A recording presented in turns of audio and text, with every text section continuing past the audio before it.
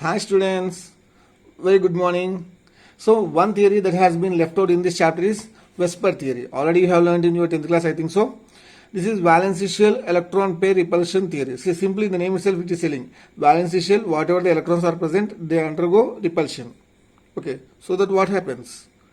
If there is more number of lone pairs on the central atom, the bond angle will be increased. That's the condition.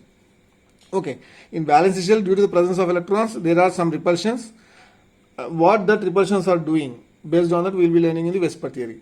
And this theory was proposed by Mr. Sidgwick and Powell, and it was further enhanced by Mr. Needham and Gillespie. These two are the scientists, they have further taken this theory. So it gives information with respect to the shape of the molecules. Already you know with respect to geometry and shape, by combining itself, I have said all these things in hybridization. Okay, geometry means it is nothing but arrangement of bond pairs and lone pairs. And shape is nothing but arrangement of atoms around the central atom. How the atoms in a molecule around the central atoms are arranged, it gives the shape of the molecule. Geometry means one you will be having. Already I have said, geometry for sp3 will be all tetrahedral only. In tetrahedral shapes will be different. One is with 4 bond pairs and 0 lone pairs, it is tetrahedral. With 3 bond pairs and 1 lone pair, it is pyramidal. With 2 bond pairs and 2 lone pairs, it will be angular. If it is 3 lone pairs with 1 bond pair, it will be linear shape. So the shape will be changing. But if you go for the geometry, sp3, whether it may be angular shape or tetrahedral or pyramidal or linear shape, but the geometry will be tetrahedral itself. Okay? Geometry is nothing but with respect to bond pairs and lone pairs we are talking, and shape we are talking with respect to only bond pairs. With respect to bond pairs only we will be getting the structure. Lone pairs will not be included in finding out the structure, because lone pair will be on the central atom itself. Okay students? So electron pair are always repelling each other, because in the valence shell if you are having electrons, they will be repelling with one another and tries to remain. So if in the valence shell if there are electrons, what happens? The valence electrons will repel with each other, so that they will move in such a distance they should be very far from each other. Okay, different electron pairs have different order of repulsion. So if there are bond pairs also, in the valence shell only will be involving in the bonding, right? Either it may be covalent bond, either it may be ionic bond, only the valence shell electrons will be involved. Always remember this, student. Apart from the valence shell, inner shell electrons as well as the nucleus, it is called as kernel. Okay, different electron pairs, there may be bond pairs or lone pairs, have different order of repulsions. So lone pair, which are present on the central atom are more compared to lone pair, bond pair. This is lone pair on the central atom, bond pair is between 2 atoms. Okay, this is on the same atom. This is with lone pair on one atom with bond pair of the other atom. Between 2 atoms, this bond pair will be present. After that, bond pair. Okay. So here it is lone pair greater than lone pair. See, lone pair on the central atom, lone pair, bond pair, as well as bond pair. Okay, bond pair will be somewhere more far distance, so that the repulsions order will be in this order. If lone pairs are 0, means on the central atom it doesn't have any lone pair. The geometry will be shape. Okay, already I have said with examples.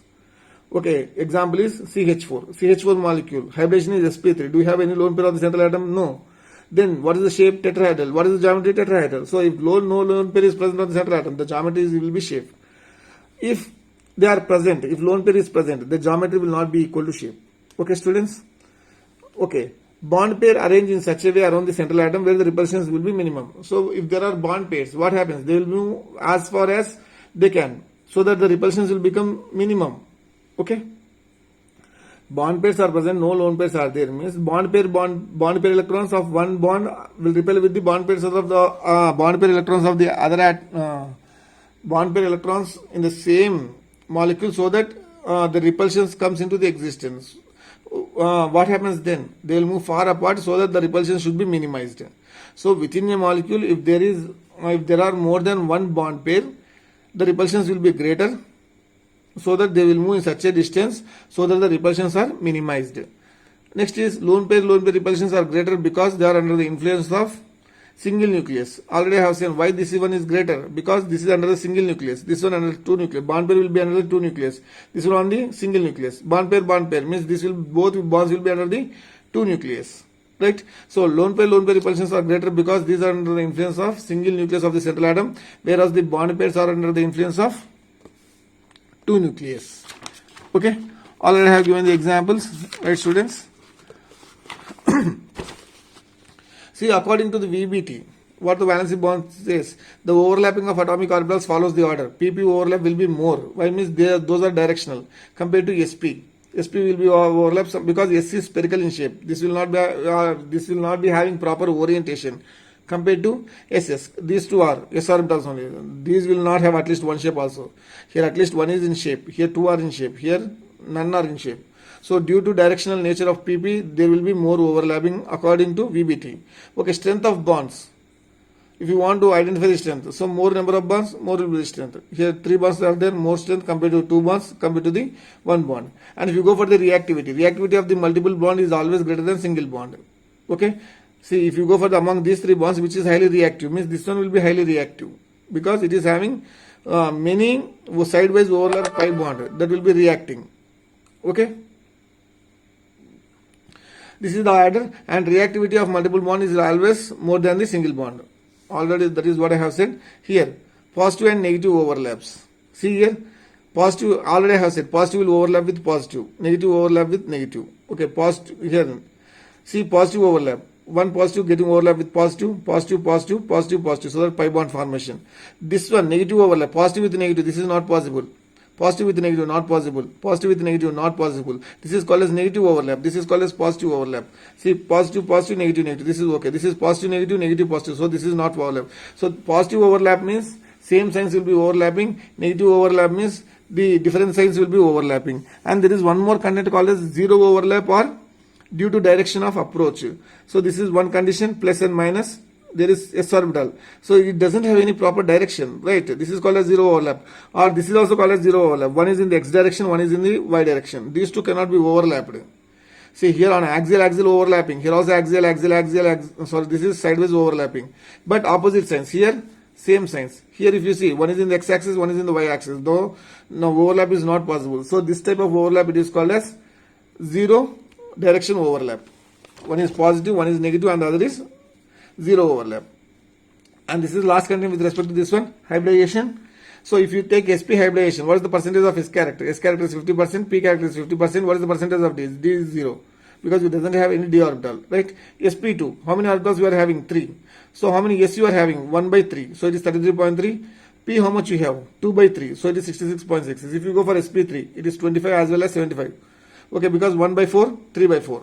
Here it is, S is 1 by 5. The P is 3 by 5, D is 1 by 5. So 20, this is 60 and this is 40. And if you go for SP3D2 same way, okay, calculation of the percentage character, I think you know that. Which one you are calculating by the total number. So how many S are there? By total number of orbitals. Here 2 are there, S and P, right? So it will be getting the percentage. In SP3D2 hybridization, D Z square comma dx square y square. Because in D orbitals, you will be having 5 degenerate orbitals. Okay, what are those? dxy, dyz, dzx, dz square, dx square, y square. Okay, dz square, dz square, dx square, y square. These are called as axial orbitals. These are not involved in SP3D2 hybridization.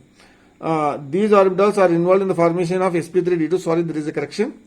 These two orbitals, means axial orbitals, will be involved in the formation of the SP3D2 hybridization, not the non-axial orbitals. That is dxy, dyz, dz square, dzx will not be involved. Only the involved orbitals are dz square, dx square, y square. So more is the directional bond, greater is the bond strength. More is the directional character. So SP3 will be having more directional character when compared to the SP2 compared to the SP, compared to PP, compared to SP, compared to SS. So more is the directional nature, more is the overlapping, more will be the bond strength. So this is the condition with respect to VSEPR theory, students. Prepare well. Have a nice day. Thank you. If you have any questions, you can ask me. If there is a little bit speed, you can say me, sir, you go somewhat slow. Or if you are unable to do that, in YouTube you are having many options, right? If you go to the right corner, there are some 3 dots. You click on the dots, you will be getting the video speed. You can make it as very slow, like 1.25 or 1.5 or 1.75. Then the slow video will be going very fast. If you go less than 1, it is 0.75, 0.5, 0.25. The video will be going very slowly. Okay. If you think that it is somewhat a little fast, you go through the options and you reduce the speed of the video so that you will be getting a clear clarity. Okay students, this is what you have with respect to valence shell electron pair repulsion theory. In simple, what we can conclude? We can conclude that whatever the electrons present in the valence shell, that will lead to the formation of the repulsions between the lone pairs as well as between the lone pairs and bond pairs, and bond pair and bond pair. So repulsions among the lone pairs will be greater compared to lone pair bond pair, and lone pair bond pair repulsions will be greater compared to bond pair bond pair. These are the major things what you should remember with respect to VSEPR theory. Okay students, have a nice day. Bye bye.